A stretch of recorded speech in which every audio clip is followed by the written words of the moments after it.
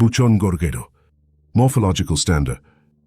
Origin: Spain, in the central regions of the Iberian Peninsula, Madrid and Castilla, moving towards the east and south of the peninsula, Córdoba, Granada, and mainly Jaén.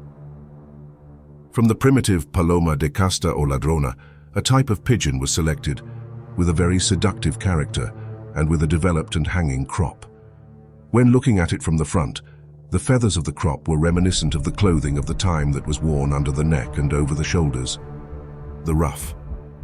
It was already described as Bucona Gorguera by Spanish authors such as Rojas Clemente, 1800, López Martínez, 1882, Monsieur Buch, 1930, C. Martínez, 1933, R. Buch Braga, 1955, Rafael Yuste, 1969, José Antonin, 1979 and 1991. General appearance and conditions of the breed. Head: large, long and wide, curved lines in all its parts, long fleshy forehead looking at the ground. Beak: sparrow's beak following the fleshy line of the head, never the beak set. Long in appearance in young people and forward in adults. Warts: under the beak there are 3 warts, a slightly larger central one and 2 on the sides near the 2 mouths. They are round, separated, well-defined, and the size of a vetch. Fine, firm texture and grayish-white in color. Eyes: large and lively, located in the center and top of the head. Alert and challenging look, red in color with a yellow inner circle forming the so-called flag eye on all feathers, even the white ones. Eye edges: they are thin and the same color as the animal's feather. In adults, it is accepted that in the front and upper part, they are more apparent, called eyebrows or double eyebrows. Nasal caruncles: well-developed and heart-shaped, farinaceous white in color with a firm texture, smooth and somewhat wavy or slightly granulated, divided or split by a central line into 2 symmetrical halves. On the sides, they will reach the side openings.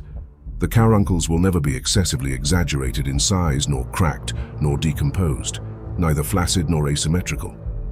Neck: upright, long and vertical, starting thin and becoming very wide at shoulder level, what we call chandelier neck. In front and below the beak it will show a dewlap or strip, fine and feathered, gently joining with the crop about 2-3 centimeters away, forming what we call badana. The feathers on the neck will be very long, fine and loose, with an intense shine and very green reflections, giving rise to the ruff on the back. Crop: pear-shaped, off the shoulder, wide and rounded at the base. Ahead it will be outstanding, in the center padded crop, forming 2 holes on both sides between the center line and the shoulders. Below it will be rounded and will barely exceed the breast. The feathers of the crop will cover the shoulders and the leading edge of the wing. The crop peeled underneath is a serious defect, as is the crop cracked in the center. Chest: strong, wide, light and very down, with a barely visible keel and without protruding from the chest even when held in the hand. Very feathery and fluffy belly. Back: also triangular, wide and flat, completely covered by wings, wide coping without bulking and without pinching in the upper part of the back. From the beginning of the back to the tail, it will follow a uniform line at about 45 degrees with respect to the ground. Wings: medium size, strong and tight to the body, buttoned and covering the back completely. The flight feathers are wide, strongly tapered at the ends and well grouped, resting on the tail. It is highly desirable that it have 11 and 12 primaries on one or both sides. Tail: short, well closed and grouped in line with the back. You want it to have between 12 and 16 feathers. Below the tail, the down is abundant, forming the so-called loincloth with abundant loose feathers. The tail feather will be wide, spatula-shaped. Legs: medium to short and somewhat separated. Strong thighs, feathered only up to the knuckles. The tarsi or canes, intense purple with well-divided scales, shiny and completely devoid of feathers. Nails thick and short, colored according to the plumage. Plumage: soft and silky feathers, shiny and very abundant to the touch. Very loose and long in the neck and crop, covering and exceeding the shoulders, piling up on the back to form a ruff. Colors and drawing: all colors will be clean and the feather of the crop will have very green and barely purple reflections. Barred and tight in, azul, toby, rosado, ash red, meunier, pelarata, faded delave, and Gavino, grizzle gris-blue. Hole in black, fancy and brindle, silver, pink and black. Tigers, Prieto, Negro, Pelorat, and whole white but always with red eyes. The gotardos and mulattos of the previous colors will be accepted, but loose white feathers among the plumage will never be accepted, nor will the diluted colors of the previous ones be accepted. Defects: large and heavy appearance, small, square or round head, poor or very deformed nasal caruncles, thick eye rim, light-colored eye, short and long beak, very heavy animals.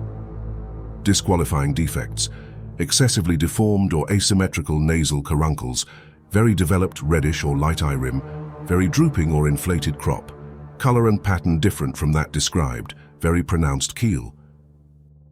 Judgment: general appearance: low and pear-shaped crop with long and loose feathers, developed ruff, broad shoulders, broad and light chest, large and fleshy head, developed caruncles, white and somewhat wavy, red eye with yellow inner circle, flag eye, and scant skin-colored eye rims. Medium-sized pigeon. Weight: they should not exceed 450 grams. Very docile and arrogant character, with extraordinary zeal but with very good manners towards the opposite sex. Triangular in appearance in all its parts, short, tall and wide. Large fleshy head with developed heart-shaped nasal caruncles. Defiant look, with red eyes with a yellow inner circle and little eye rim.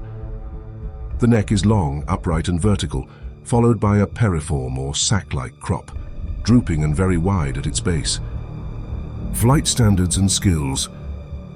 Aptitudes: the old breed rough owl must comply with 6 basic instincts of robber pigeons. Prospecting: the pigeon will go out with the intention of searching. It will insist on its trips to known places without fear of expanding its radius of action. Persecution: when he finds or sees the piece, he pursues it as long as he sees it accessible.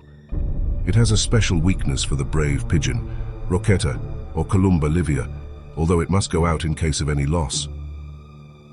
Attraction: it is done by taking shots if the piece is stationary, or by positioning itself in front when it is in flight, making cuts that lead it to its loft.